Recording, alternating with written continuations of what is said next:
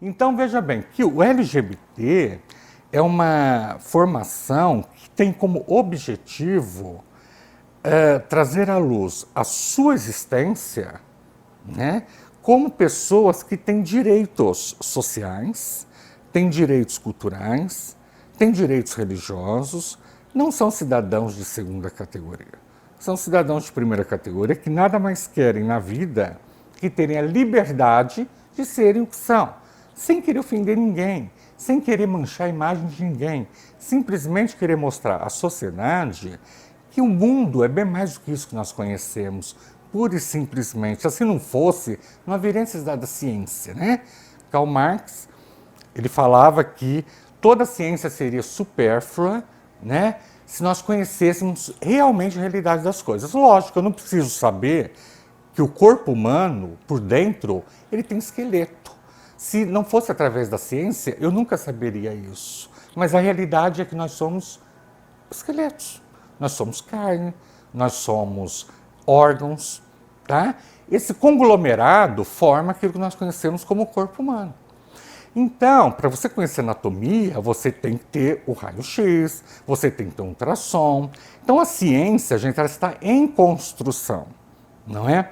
Não houve nada dentro da ciência, até hoje, que alegasse a possibilidade, tanto do homoafetivo como do trans, ou seja, qualquer categoria que se envolva na questão LGBT, de ter tido algum problema relacionado tanto à intelectualidade, como à formação corporal, ou qualquer coisa desse tipo, né?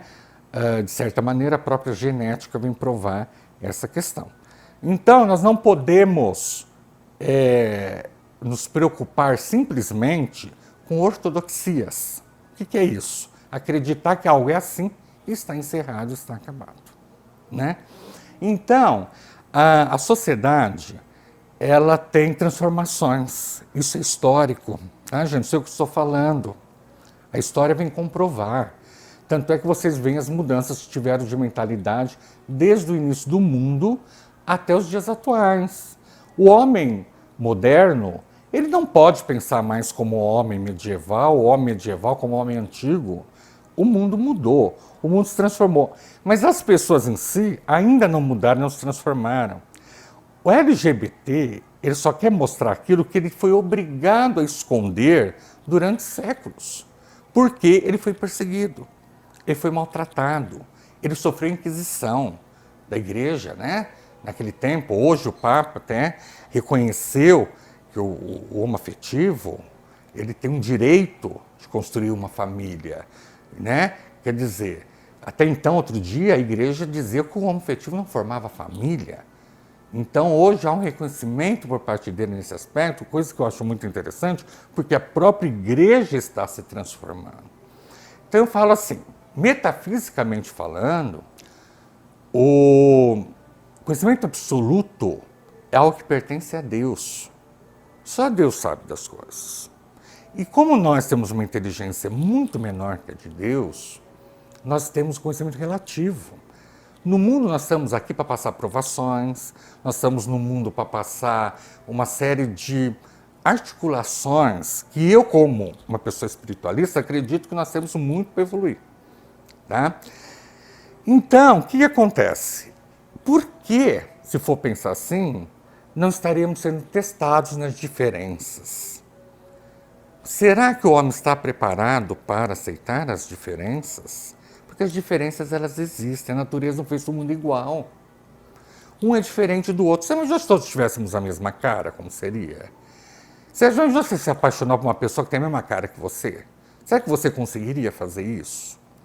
É meio complicado, não é? Então, se as pessoas, a própria natureza, ela já instigou a diferenciação entre as pessoas, e por que não sexualmente falando? Eu não estou falando do sexo enquanto sexo, ação do sexo. Eu estou falando da questão da identidade sexual de cada ser. Porque eu não posso falar de sexo, que é uma coisa extremamente subjetiva, e está ligado a todo mundo de maneiras diferentes. Eu já ouvi casos, por exemplo, de mulheres que falaram, pois é, né? Eu sempre me relacionei com homens, mas aquela mulher eu gostei. Como que eu explico isso? Ah, mas eu nunca tive nenhuma atração, mas de repente eu conheci aquela mulher e gostei daquela mulher. Como? A natureza, está no destino da pessoa, não sei. Mas a natureza nos reserva mistérios muito grandes. Nós vamos viajar uns mundos, vamos tentando ir na Lua, em Marte, mas conhecemos muito pouco da Terra. A Terra tem muito que nos ensinar. A Terra ela tem muito que nos mostrar o que nós conhecemos sobre o planeta. As doenças que ainda não foram descobertas. E nem sabem se vão ser, e nem são fáceis de serem descobertas. Vendo a fragilidade da própria ciência agora, a questão do coronavírus, do Covid-19, a dificuldade que os cientistas estão tendo de encontrar a cura, mas tudo está aí porque eles vão sempre aprender, estão sempre aprendendo, e Deus nos ilumina. Então acho que está chegando esse grande momento, um ciclo, uma nova era, uma possibilidade das pessoas entenderem o outro como diferente, um amadurecimento intelectual, de certa maneira, da humanidade, espiritual, para as pessoas poderem entender que nós, seres humanos, estamos aqui, na verdade, para apoiar e ajudar um ao outro.